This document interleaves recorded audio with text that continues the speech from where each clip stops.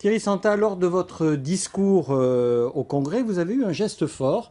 Vous avez appelé à vos côtés le président du gouvernement. Alors après vos affrontements avec Calédonie Ensemble, pendant des mois, est-ce que c'est l'unité retrouvée?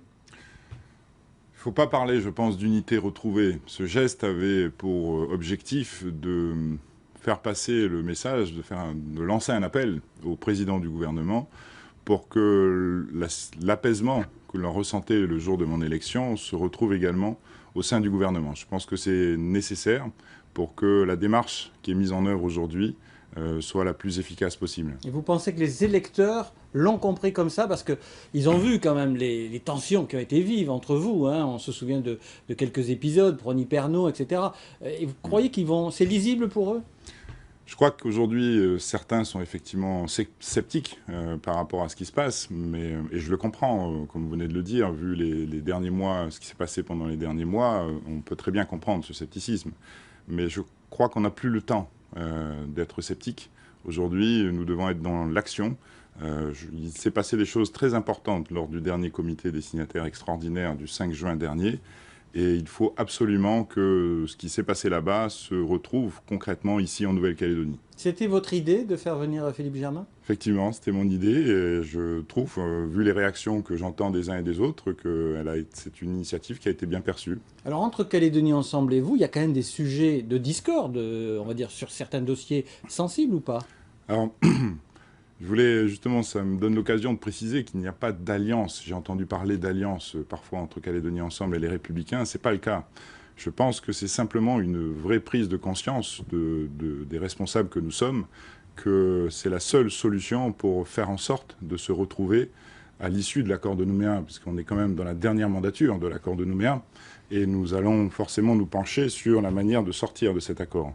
Et la seule façon pour y arriver de la façon la plus efficace, c'est bien d'apaiser les choses et de faire en sorte pardon, que les mouvements non indépendantistes retrouvent une voie commune au moment de ces discussions. Alors justement, vous êtes le nouveau président du Congrès, un Congrès qui est dirigé par les loyalistes. Quelle est la place des indépendantistes dans tout ça? Alors, n'oublions pas que l'organisation institutionnelle de la Nouvelle-Calédonie est constituée donc de 3 provinces. Aujourd'hui, vous avez 2 provinces, la province Nord et la province des Îles, qui sont dirigées par des indépendantistes, et c'est tout à fait normal, puisque la majorité de la population de ces provinces est indépendantiste. La province Sud, qui est dirigée par un non-indépendantiste, et ce qui me paraît moins normal, c'est que le Congrès, qui lui représente la totalité du pays, soit dirigé par un non-indépendantiste, puisque fondamentalement, les Calédoniens ne sont pas indépendantistes. Le gouvernement étant l'émanation du Congrès, c'est aussi tout à fait normal que le président du gouvernement soit également un membre non indépendantiste. Quelle est la dynamique que vous voulez donner à cette assemblée délibérante aujourd'hui? Quel rôle vous lui voyez, vous, en tant que président aujourd'hui? Ça se ressent dans le discours que j'ai prononcé. Je souhaite redonner au Congrès la place qui doit être la sienne, excusez-moi, en l'occurrence un espace de dialogue où chacun va pouvoir exprimer son opinion, ses convictions, et qu'à la suite de cette confrontation d'idées, je dis bien d'idées, on arrive à trouver un équilibre dans le positionnement des uns et des autres. C'est ce qui s'est passé au moment de la discussion sur le projet de loi modificatif de la loi organique. Il y a eu, je rappelle, 40 heures de discussion, tant en commission qu'en assemblée ensuite, qui ont abouti à l'avis unanime des partis non indépendantistes, qui a été transmis ensuite au gouvernement et qui a servi de base d'abord au comité des signataires qui s'est très bien passé en finale, et surtout aux modifications que le gouvernement a proposées tant au Sénat et à l'Assemblée nationale et qui ont permis un vote unanime quasiment dans ces 2 instances nationales. C'est ce genre de choses que je voudrais perpétuer et je vais m'efforcer de faire en sorte de créer les voies du dialogue qui vont permettre à nouveau de retrouver ce genre de situation. Est-ce que vous avez l'envie de donner à cette assemblée sa place aussi dans des discussions sur l'avenir institutionnel, par exemple? Mais je pense que c'est fondamental. Alors, avant peut-être de travailler, ou en parallèle plutôt de ce travail que nous devons faire sur l'avenir institutionnel, il y a d'autres sujets fondamentaux sur lesquels il faut absolument que l'on se penche Et c'est bien le Congrès de la Nouvelle-Calédonie qui doit être acteur en la matière. Lesquels? Je parle des compétences de l'article 27, qui sont prévues dans la loi organique, qui sont des compétences optionnelles, mais il faudra bien qu'on en parle. C'est le Congrès qui décidera définitivement de demander ce transfert de compétences ou pas. Je parle des corps électoraux. C'est le Congrès qui donne un avis au gouvernement national sur une proposition de loi que le gouvernement a fait en matière de corps électoral référendaire. Mais on n'a pas tout réglé en la matière. Vous savez, il reste encore aujourd'hui des difficultés sur le corps électoral provincial. Elles ont été évoquées au dernier comité des signataires et elles doivent être évoquées au prochain comité des signataires ordinaire du mois de novembre. Novembre prochain. Et là encore, j'ai proposé clairement dans ma déclaration la constitution d'un groupe de travail pour préparer ce prochain comité des signataires. Et pour finir, je pense au schéma minier. C'est quelque chose qui a été évoqué il y a maintenant 5 ans, en 2010, au comité des signataires de 2010, la mise en place d'un comité stratégique minier sur la proposition de Pierre Frogier. Il a été mis en place. Il est constitué aujourd'hui uniquement des signataires et des institutions de la Nouvelle-Calédonie, des présidents d'institutions. Ça me paraît tout à fait anormal. Il faut absolument que les groupes politiques du Congrès de la Nouvelle-Calédonie participent à ces discussions et, en final, se prononcent sur éventuellement un schéma minier de la Nouvelle-Calédonie tel que c'est prévu dans l'accord de Nouméa, je le rappelle. Alors vous avez cité 2 fois le comité des signataires.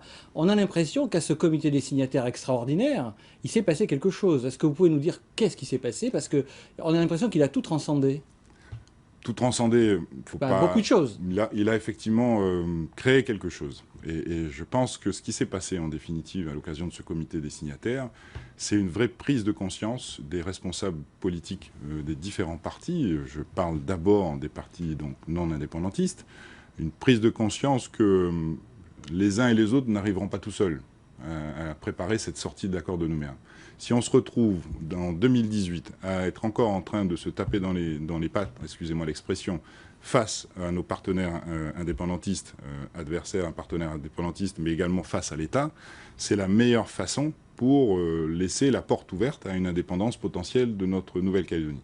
Et c'est bien entendu ce que nous ne voulons pas, ni les uns ni les autres. Donc je pense qu'il y a eu cette vraie prise de conscience par les responsables politiques calédoniens, et en face, par les responsables politiques nationaux, de la vraie volonté des Calédoniens de rester dans la France et de surtout mettre en œuvre les voies du dialogue pour qu'avec nos partenaires adversaires indépendantistes, comme je le disais tout à l'heure, on trouve la meilleure solution qui prenne en considération cette volonté majoritaire des Calédoniens, mais également leur demande de reconnaissance, parce que je pense que c'est aussi beaucoup ce genre de choses dont il s'agit. Et donc, il faut trouver un nouvel accord qui soit l'équilibre de ces demandes réciproques. J'entends que vous dites que l'État, finalement, a son rôle d'acteur actif. C'est ce que vous dites? Alors, complètement. L'État, pendant longtemps, on l'a dénoncé, vous l'avez entendu à plusieurs reprises de notre part. On considère que l'État n'a pas joué son rôle et est resté arbitre, comme il aimait à le dire. Et un arbitre, ça n'est pas actif, ça constate ce qui se passe sur un terrain, ça ne participe pas au match. Or là, l'État reprend son rôle, et c'est fondamental. C'est aussi ce qui s'est passé au dernier comité des signataires. Le Premier ministre lui-même, Manuel Valls, a décidé de prendre en main le dossier calédonien. Et ce faisant, on voit que les choses également avancent. Et prendre en main, ça ne veut pas dire être partial. L'État doit rester impartial dans la démarche, mais par contre, il doit tout faire pour créer l'organisation nécessaire pour retrouver les différentes personnes qui doivent se retrouver autour d'une table et discuter donc des sujets importants de la Nouvelle-Calédonie. Sur cette stratégie loyaliste, est-ce que vous pensez être imité en la matière par les indépendantistes? Est-ce que vous sentez des convergences qui peuvent arriver entre les 2 partis les plus importants au niveau indépendantiste?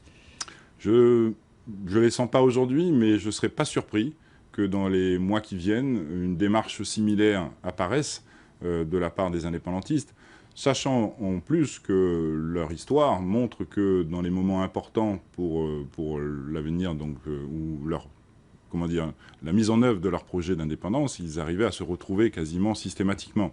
Donc c'est pas quelque chose qui m'inquiète, et c'est, je pense même, quelque chose qui est nécessaire, encore une fois, pour pouvoir discuter de manière posée et apaisée sur la sortie de l'accord de Nouméa. Il est beaucoup plus simple d'en discuter à 3, je mets l'État dans les 3, plutôt qu'à 4 ou qu'à 5, et que dans les 4 ou 5, il y en a 2 qui font en sorte de dire le contraire de ce que dit l'autre. Donc c'est un peu cette démarche-là qui est en train de se mettre en place aujourd'hui en Nouvelle-Calédonie, et je participe complètement, entièrement à cette démarche, et je ferai tout pour qu'elle aboutisse. Alors il y a un point fort dans votre discours, c'est celui sur la doctrine nickel. Vous avez demandé dans votre discours de la transparence à tous les opérateurs. Est-ce qu'ils vont accepter de jouer le jeu? Parce qu'on les connaît, c'est quand même des industriels. Ils sont parfois un peu velléitaires. C'est sûr, mais je crois que c'est nécessaire, que cette transparence est nécessaire si on veut faire en sorte que chacun comment dire, retire les fruits de son investissement. Une précision, transparence, pour vous, ça veut dire quoi? Ça veut dire qu'il faut absolument que les 3 opérateurs, mais quand je dis ça, je parle effectivement des 3 principaux opérateurs miniers de la Nouvelle-Calédonie, Vale, SLN et puis la SMSP, l'usine du Nord, mais je parle aussi des petits opérateurs. Ils sont encore nombreux ici en Nouvelle-Calédonie.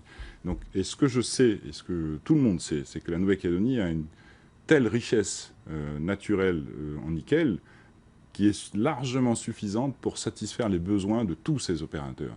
Or, on constate que chacun évolue dans son coin. Certains ont quelques difficultés à respecter leurs engagements, d'autres ont des difficultés à mettre en route régulièrement leur usine parce que n'ayant pas créé les liens suffisants avec les populations qui entourent l'usine. Alors que si on avait une démarche commune et une recherche commune de répartition de cette ressource entre les uns et les autres, ce qui est tout à fait possible, c'est tout à fait imaginable quand on connaît la nature des richesses dont on dispose et les techniques différentes qui sont utilisées par les uns et les autres, on peut très bien imaginer une répartition satisfaisante pour chacun d'entre eux. Et Thierry Santa, est-ce qu'on peut les contraindre à cela? Parce que, bon, ils ont le pouvoir de l'emploi, le pouvoir de l'argent. Est-ce que vous pouvez les contraindre? Alors, ce ne sont pas des philanthropes, hein, on le sait bien. Il faut qu'ils en retirent un intérêt, les uns et les autres.